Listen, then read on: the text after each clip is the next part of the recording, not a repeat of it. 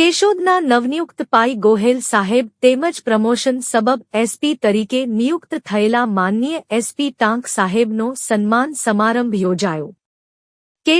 Keshod police સ્ટેશનમાં SP તરીકે લાંબા સમય સુધી ફરજ બજાવેલ ટાંક સાહેબ તેમને એસપી તરીકે પ્રમોશન મળતા અને કેશોદમાં પીઆઈ તરીકે આવેલ ગોહેલ સાહેબનો સત્કાર સમારંભ યોજવામાં આવ્યો હતો।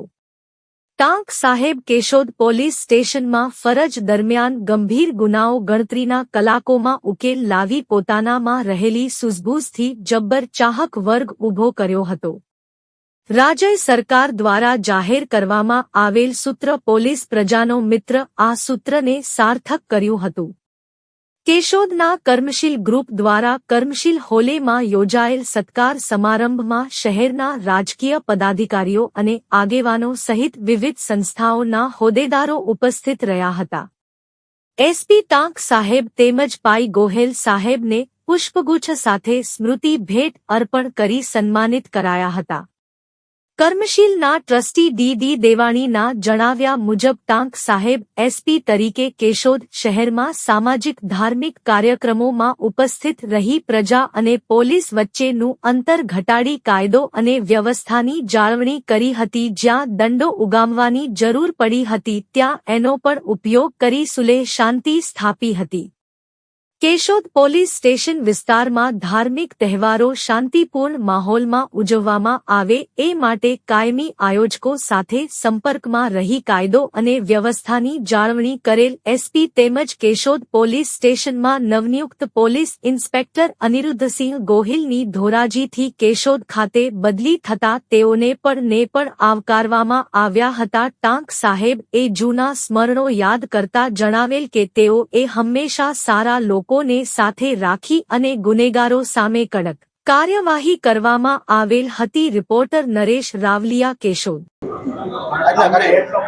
કેશોદની પ્રજાનો જે પ્રેમ છે એ પ્રેમ મને અહીંયા ખેંચી લાવ્યો અને મને પોલીસ અધિક્ષક તરીકેનું પ્રમોશન મળવા બદલ કેશોદની પ્રજા અને એના વતી જે અહીંયા ગ્રુપ ચાલે છે, કર્મશીલ ગ્રુપ છે, પછી આઝાદ ક્લબ છે, સદભાવના ટ્રસ્ટ છે, લુહાણા યુવક મંડળ છે, લુહાણા ગ્રુપ છે, જલારામ મંદિર ગ્રુપ છે, ત્યાર પછી આહિર યુવક મંડળ છે, કાળિયા રાજપૂત સમાજ છે, એના તરફથી મારું સ્વાગત કરવામાં એટલે ખૂબ ખૂબ અને તમામ કેશોદના પ્રજાજનોનો આભાર માનું છું।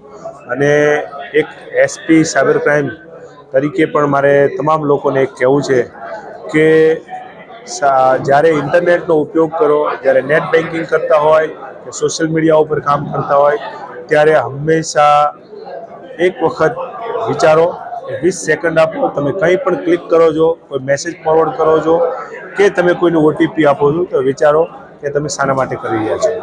ક્યાંય કોઈ ઇન્ટરનેટ ઉપરથી કોઈ ડરાવવામાં આવે, લલચાવવામાં આવે કે કોઈ ઉતાવળ કરવા માટે કહેવામાં આવે તો મહેરબાની કરી અને તમે લોકો એલર્ટ રહો અને ક્યાંય કોઈ સરેન્ડર નહીં થાઓ। કોઈ પણ વખતે જો સાયબર ક્રાઇમ થઈ જાય તમારી સાથે અથવા તમારા સંબંધીઓ સાથે તો યાદ રાખો 1930 1930 ઉપર તમામ કોઈ પણ કોલ કરી શકે છે।